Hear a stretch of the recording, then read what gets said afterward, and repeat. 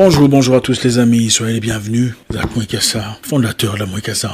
Merci de faire partie de ce mouvement de grandeur qui nous aide à franchir les barrières, à doper nos qualités, pulvériser nos défauts. Alors comment allez-vous? Toujours un réel plaisir de discuter avec vous. Aujourd'hui on va parler très rapidement d'un sujet très intéressant qu'on a d'ailleurs déjà développé dans le passé, le respect.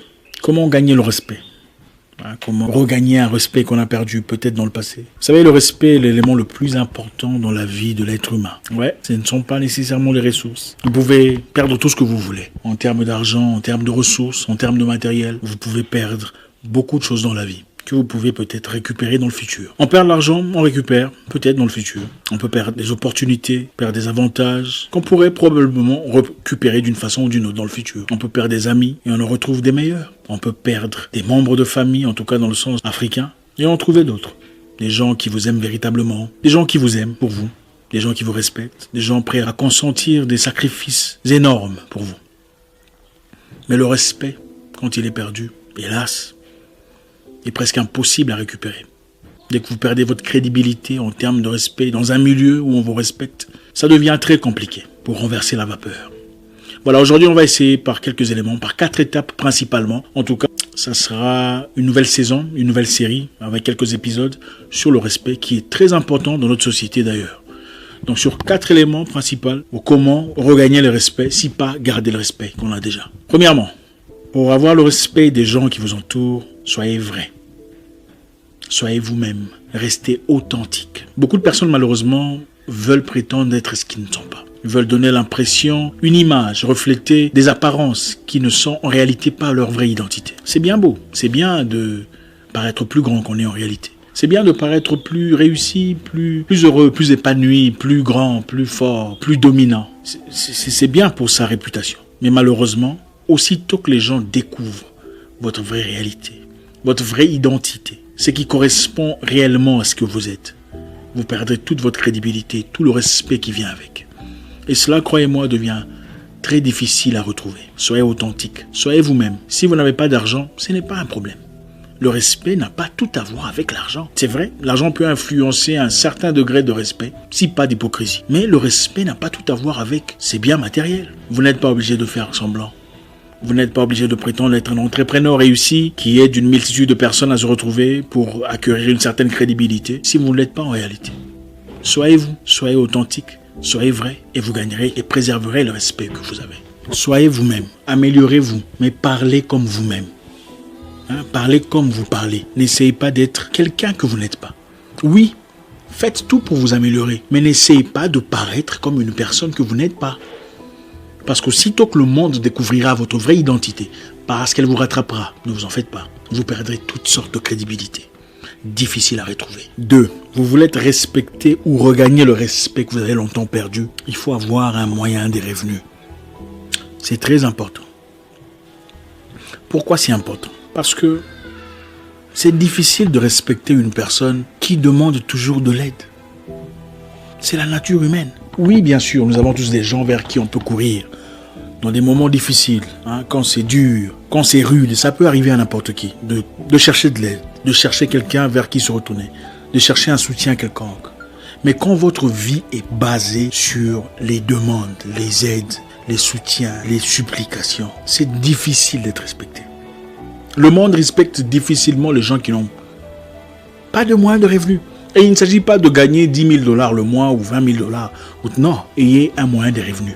Ayez de quoi subvenir à vos propres besoins, à vos propres difficultés. Ayez cette estime personnelle de dire non, je n'irai demander à personne. Parce que j'ai prévu. Parce que j'ai placé un peu d'argent de côté. Parce que j'ai sauvegardé. Parce que j'ai réfléchi, j'ai pensé au futur. Avoir un moyen de revenus est très important pour se faire respecter aujourd'hui. Écoutez, nous vivons dans une société où l'argent joue un rôle très important. C'est vrai, l'argent n'est pas tout.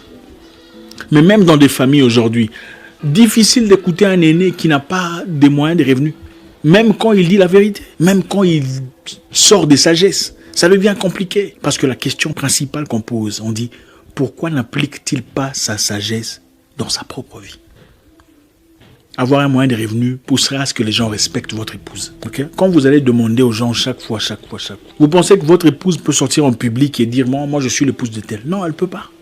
Faites respecter votre épouse. Cherchez un moyen de revenus. Cherchez un moyen de subvenir à ce besoin sans faire recours aux gens. C'est très important. Avoir un peu d'argent pour soi vous donne la confiance personnelle, l'estime personnelle, l'estime de soi, le courage d'exprimer ses pensées, d'ouvertement exprimer son désir, ses idées. Parce que vous savez que vous ne faites recours auprès de personne pour subvenir à vos besoins. C'est difficile de demander une amélioration consistante auprès de votre chef. Si vous courez toujours vers ce dernier pour demander de l'aide, oh, j'ai besoin de 100 €, j'ai besoin de 500 €, j'ai besoin de... Il n'y a pas de respect. Pour négocier, il faut avoir un peu de force, il faut avoir un contrepoids, il faut avoir de quoi mettre sur la table. Mais si vous êtes toujours celui qui demande, qui commande, qui supplie, ça devient compliqué. 4e point sur comment vous faire respecter. Soyez rare. Soyez rare. Ne soyez pas toujours disponible. Oui. Quand quelqu'un vous voit, votre présence chez qui que ce soit doit toujours être nimbée d'honneur, accompagnée de respect.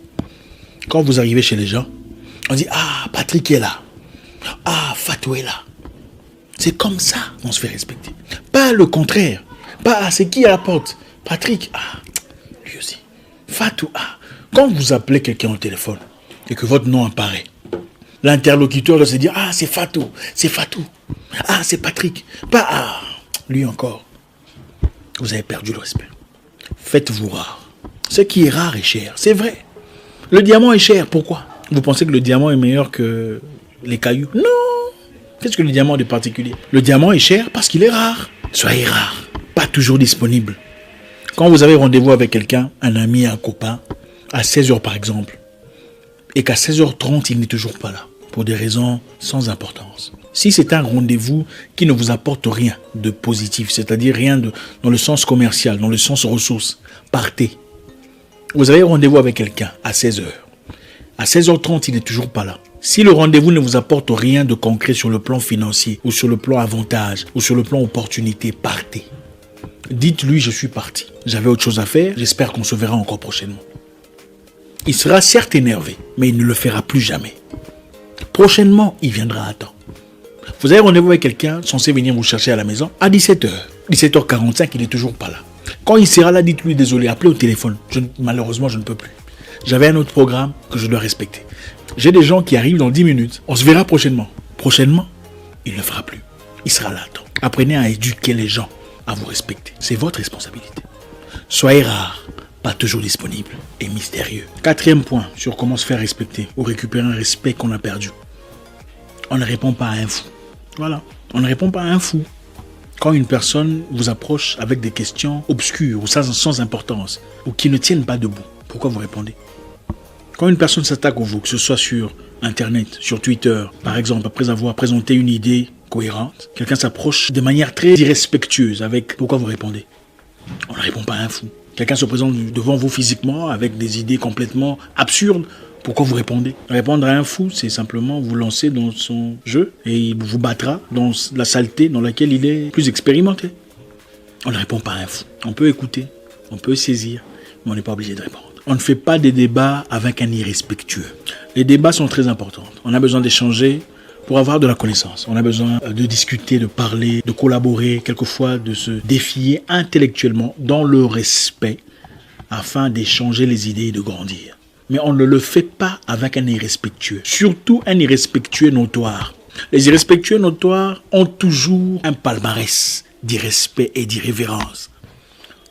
Si vous faites attention, vous apprendrez très rapidement leur comportement. Et comment on repère un irrespectueux?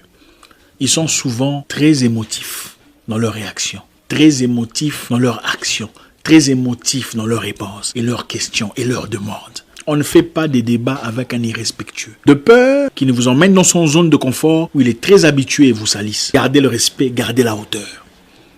Restez où vous êtes. Protégez votre petit royaume en gardant privé ce que vous êtes. On ne peut pas vous manquer de respect si on ne peut pas vous atteindre. Évitez toutes sortes d'échanges, des discussions avec des personnes épidermiques, des personnes à réaction à fleur de peau, les irrespectueux, les irrévérencieux, les malpolis. Très facile à... Vous savez, ça n'a rien à voir avec l'âge. Aujourd'hui, vous trouverez une personne à 45 ans en train d'écrire des bêtises sur Internet. C'est très fréquent. Malheureusement, ça n'a plus rien à voir avec l'âge. Vous savez, à l'époque de nos parents, c'était différent. Une personne ayant atteint un certain âge se comporte d'une certaine façon. Aujourd'hui, malheureusement, c'est la confusion totale.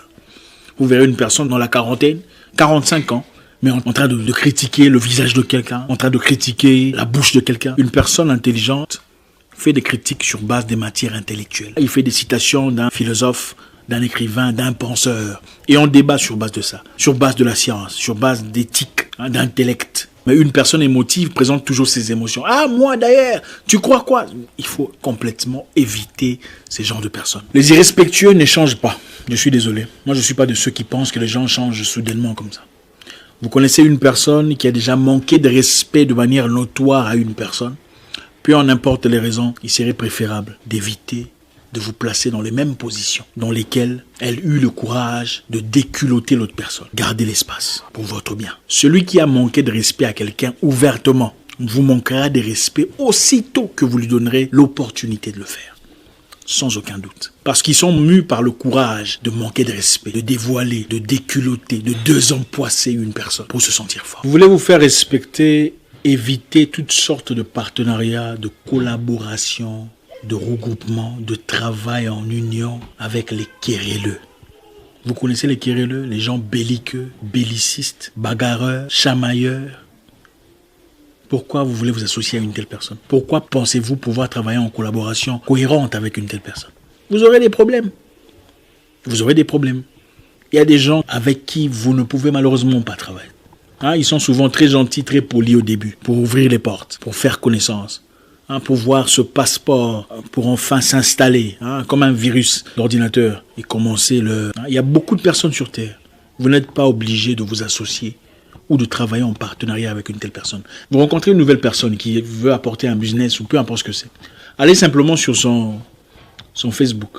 Oui, Facebook vous dira beaucoup de choses sur l'identité d'une personne. Regardez ce qu'elle partage comme idée. Regardez ce qu'elle partage comme vidéo venant d'autres personnes. Regardez seulement ce qu'elle partage. Et vous aurez une idée de sa mentalité.